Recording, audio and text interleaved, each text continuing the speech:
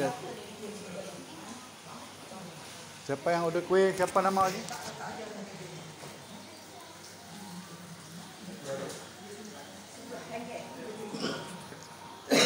Nama siapa? Abdul Rahim. Pakai band atau pakai bass? Oh ini. Ini Pak Abdul Rahim pakai bass. Berapa? Ringgit berapa? RM30. RM30 Malaysia.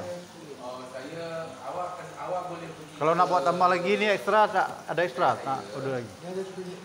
Nanti awak boleh ajar agreement dan awak sign sekali. Sebab saya dah berikan maklum pada Kurang RM10. anak saya tu apa yang nak cakap.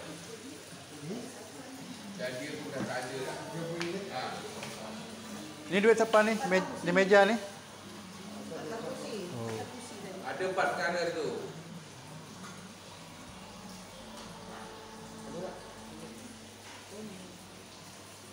Aku rasa tak lah pasal dia tak ada. Ni saya buat apa lagi. Saya balik hari. RM30. Okey. Kita jual ya? Okey.